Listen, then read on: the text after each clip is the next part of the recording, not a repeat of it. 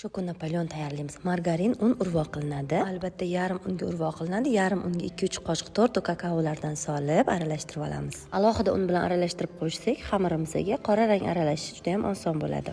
Atigi bir dona tuxum 200 ml suvga qo'shamiz. Tuz va uksus qo'shamiz. 1 choy qoshiq tuz, 1 choy qoshiq uksus. Yaxshilab aralashtirib, bo'lajak xamirimizga qo'shib yuboramiz. Yumshoqqina mayin xamir tayyorlab olamiz va 12 bo'lakka bo'lib chiqamiz. Zuvalichalarimizni salofanga o'rab, 1 kunga xolodilnikga qo'yib qo'yamiz.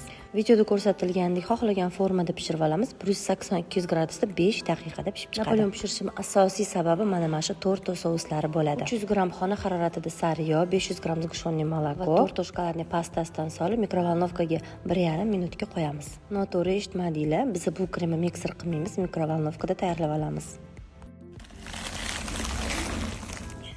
Napoleonimiz tayyor bo'ldi. Yana buni bir kun ushlab kessanglar, bormi mazasiga gap bo'lishi mumkin emas. Video retsept yoqqan bo'lsa, birinchi o'rinda tayyorlab ko'ringlar, ikkinchi o'rinda o'zingizlar bilasizlar. Like qo'ysanglar juda ham xursand bo'laman.